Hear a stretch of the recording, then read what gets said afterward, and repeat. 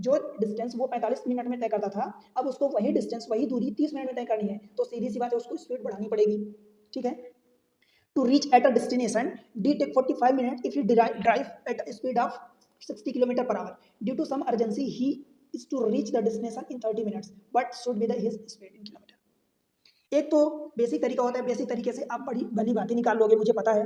देखो, अगर मैं बेसिक तरीके की बात करूं तो भाई बेसिक तरीका आप निकाल लोगे। कैसे निकालोगे? आपको पहली बार देखो 45 मिनट में पहुंचना है, 60 किलोमीटर पर घंटे की स्पीड दिया है। आपको डिस्टेंस निकाल लो पहली बार, मतलब डिस्टेंस तो दोनों बार सेम है, तो डिस्टेंस जब निकालोगे तो डिस्टेंस बराबर टीएसडी का फार्मूला होता है, इतना ध्यान है ना, डिस्टेंस बराबर टाइम इंटू स्पीड हो जाएगा। तो टाइम इंटू स्पीड करोगे, अब टाइम देखो मिनट में दिया है और ये क्या दिया है 60 किलोमीटर पर घंटे में दिया है, तो यूनिट आपको सेम रखनी है। तो देखो ये 45 मिनट दिया है, जब इसको घंटे में कन्वर्ट करोगे आवर में, तो 60 का डिवाइड करोगे, राइट। अब इंटू स्पीड, स्पीड देखो 60 दिया है तो ये 60, कहने का मतलब ये हुआ कि 45 किलोमीटर की वो डिस्टेंस है। ठीक है, पहले कैसे हुआ। दूसरा जो केस बोला है सेम डिस्टेंस उसको कवर करनी है, अभी भी डिस्टेंस कवर करनी है, तो आपको इस बार स्पीड पूछा है। अब यही फार्मूला देखो, स्पीड पूछा है तो स्पीड बराबर निकालोगे तो डिस्टेंस अपन टाइम ये लगाओगे, और बाय द वे यहाँ पर इसको भी रखोगे तो भी कोई प्रॉब्लम नहीं होने वाली। आपको स्पीड निकालनी है, देखो डिस्टेंस आप 45 किलोमीटर निकाल चुके हो और टाइम आपको 30 मिनट दिया है, तो 30 मिनट में पहुंचना है, मिनट को फिर से घंटे में कन्वर्ट करोगे तो भाई 60 का डिवाइड करोगे तो ये 60 कूद के ऊपर चला जाएगा। ठीक है, 30 दूनी 60, तो 45 दूनी 90, तो ये आपका आंसर हो जाएगा 90 kilometre per our, option C. परंतु ये तरीका आप हमेशा नहीं अप्लाई करोगे, मैं आपको मेथड 2 बताता हूँ, जो ट्रिक से आप बड़ी जल्दी से यूज़ करोगे, बड़ी आसानी से। देखो, मैं आपको बताया हूँ भाई कि एक चीज़ होती है टाइम इंटू स्पीड बराबर डिस्टेंस।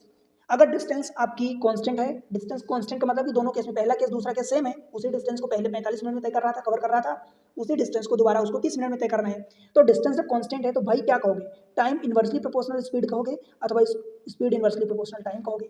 ठीक है, टी इंटू एस बराबर कांस्टेंट हो जाएगा तो टाइम इनवर्सली प्रोपोर्शनल हो जाएगा, मतलब व्युत्क्रमानुपात में। ठीक है, अब देखो पहले केस में भाई मैं आपसे सिर्फ इतना कह रहा हूँ कि टाइम का रेशियो देखो, पहले केस में टाइम कितना लगता था, 45 मिनट लगता था, दूसरे केस में टाइम लग रहा है 30 मिनट। समझ आया? अगर इनका रेशियो देखोगे तो 3:2 हुआ है। क्लियर है? कोई प्रॉब्लम? 15 से काटोगे, 15 3 45, 15 दूनी 30, ये टाइम का रेशियो हुआ। तो स्पीड का रेशियो क्या हो जाएगा, उल्टा हो जाएगा इसका, 3:2 की जगह 2:3, मतलब 2:3 हो जाएगा। 3 रेशियो 2 है तो 2 रेशियो 3 हो जाएगा। ठीक है, कोई प्रॉब्लम तो नहीं है? अब बताओ, अब यहाँ से क्या कर सकते हो, बड़ी आसानी से आप क्वेश्चन को सॉल्व कर सकते हो।